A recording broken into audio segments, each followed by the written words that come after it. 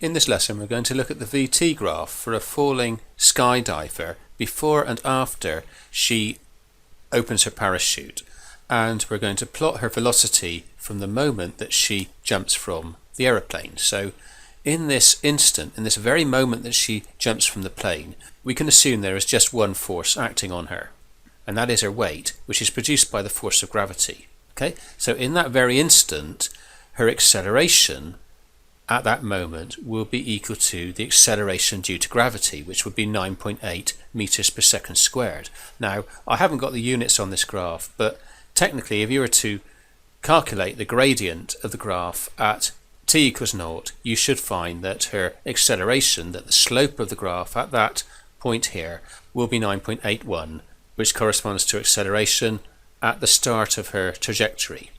But as soon as she starts to move, then another force kicks in, and this force is called air resistance, and we'll give that the symbol R.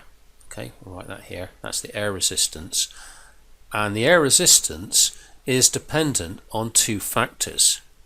First of all, it's dependent on the area of the skydiver in the direction of motion. Okay, so the bigger this area, the greater the air resistance. The smaller the area, the smaller the air resistance. And we're going to assume that in her trajectory as she falls, that the shape of her body remains the same and that her area is constant. Okay? Now the other factor that the air resistance depends upon is her velocity, or the speed at which she's falling. And as her velocity increases, the air resistance will increase.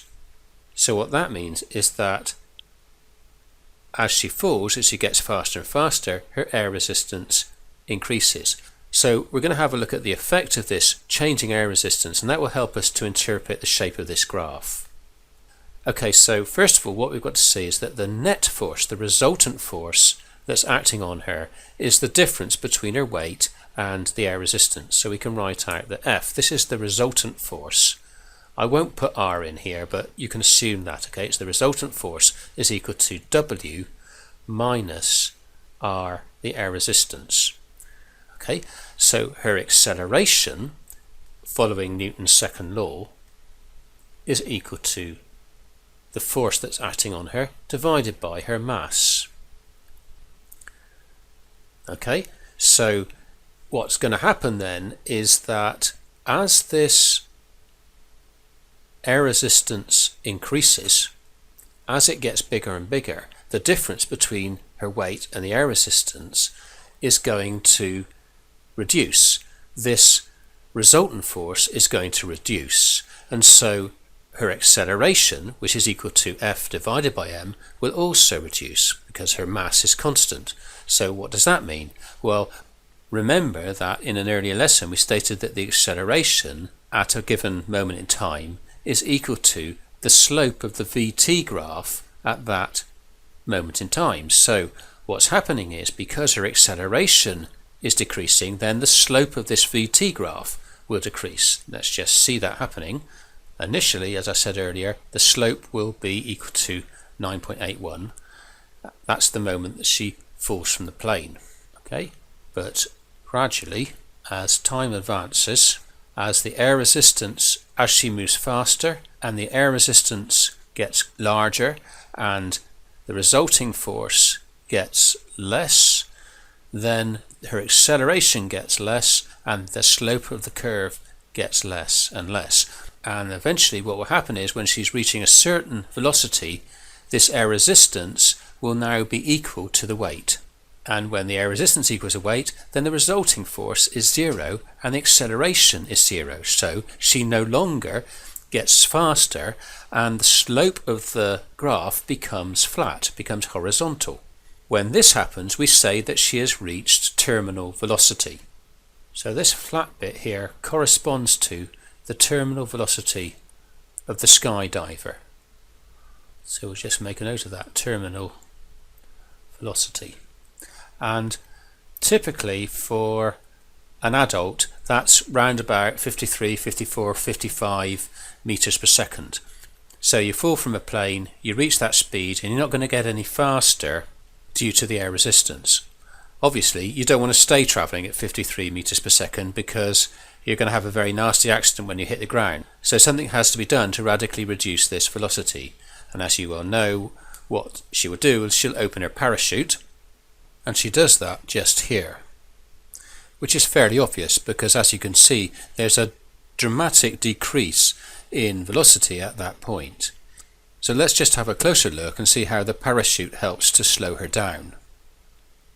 As a result of opening her parachute, the air resistance, which you remember is directly proportional to the area in the direction of motion, suddenly gets a whole lot bigger. So R increases greatly, and in fact now it is much bigger than her weight. Alright, so if we write out our equation again, so the resulting force acting on her with the parachute opened, which is equal to the weight minus R, is in fact negative now. What that means is that the force is acting in the opposite direction. It's acting against her direction of motion, and it's causing her to slow down. So it's a braking force. But again, as before, it won't remain at this value. And the reason for that is as the parachute pulls into action, it's slowing her down, and as the velocity decreases, so the air resistance decreases too. So this value of R will start to decrease until it's equal to her weight again. And so we've got another situation now where the force has come back to zero, because eventually her air resistance, which is decreasing, will be equal to her weight. And because the resultant force is again equal to zero, which occurs round about here, her acceleration is now zero, and she stops slowing down and reaches a second terminal velocity, which is the terminal velocity of the skydiver with her parachute open.